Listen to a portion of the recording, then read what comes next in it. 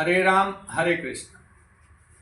आज हम श्रीमद् वाल्मीकि रामायण के बालकांड के 10वें सर्ग का यानी 10वें सर्ग का पाठ करेंगे। पिछले कड़ी में हमने 9वें सर्ग में ये वर्णन देखा कि किस प्रकार से सुमंत्र जी दशरथ जी को ये सलाह देते हैं और बताते हैं कि भगवान सनत कुमार ने अपने ऋषियों को अपने आश्रम में अपने तमाम ऋषियों को ये बात बताई थी कि किस प्रकार से विभांडक ऋषि कश्यप ऋषि के पुत्र विभांडक ऋषि होंगे। विभांडक ऋषि का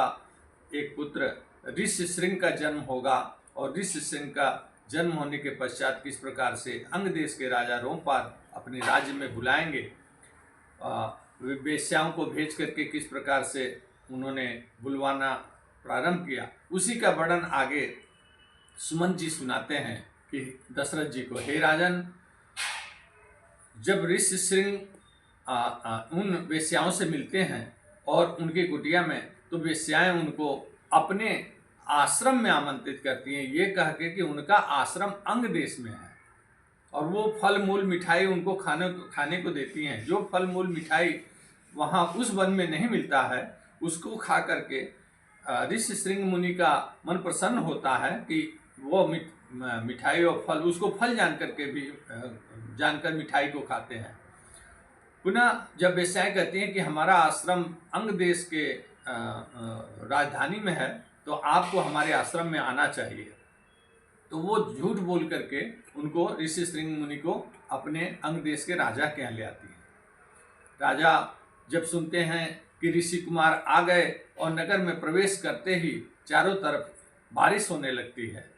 वर्षा का अभाव था, सूखा पड़ा था, बारिश होने लगती है, तो राजा को यह आभास हो जाता है कि ब्राह्मण कुमार नगर में प्रवेश कर चुके हैं और वह महल से दौड़ पड़ते हैं उनके अगवानी में।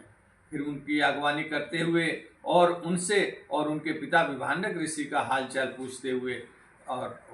वो अपने महल में ले आते हैं। महल में लाने के बाद उनको सुखपूर्वक रहने की व्यवस्था करते हैं। तत्पश्चात अपनी पुत्री शांता से विवाह करते हैं। वही शांता जो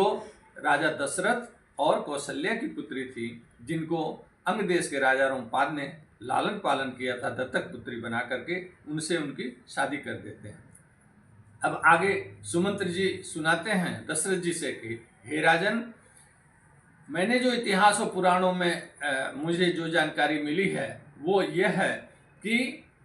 भगवान सनत कुमार ने ये भी बात कही थी कि इक्ष्वाक वंश में काकुस्थ नंदन दशरथ पैदा होंगे और दशरथ को पुत्र पैदा न होने के कारण वो एक अश्वमेध यज्ञ, पुत्र प्राप्ति के लिए अश्वमेध यज्ञ का आयोजन करेंगे सरजू नदी के उत्तर के तरफ। उस आयोजन के पश्चात उनके 4 पुत्र होंगे और वो चारों पुत्र इतने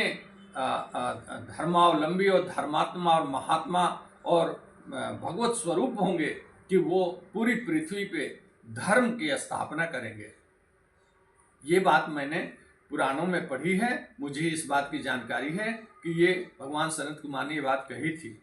अतः सुमंत जी कहते हैं कि अतः हे राजन, आपको रोमपाद जी आपके बड़े अच्छे मित्र हैं, आपको अंग देश चल करके रोमपाद राजा के यहाँ चलकर और आपको शांता के पति ऋष्यशृंग को अपने यहाँ लाने का उपक्रम करना चाहिए, ताकि उनसे पुत्र प्राप्ति का यज्ञ का अनुष्ठान करवाया जा सके। बाकी अगली कड़ी में हम 11वें सर्ग में फिर अगली कड़ी में बात करेंगे। हरे राम हरे कृष्ण।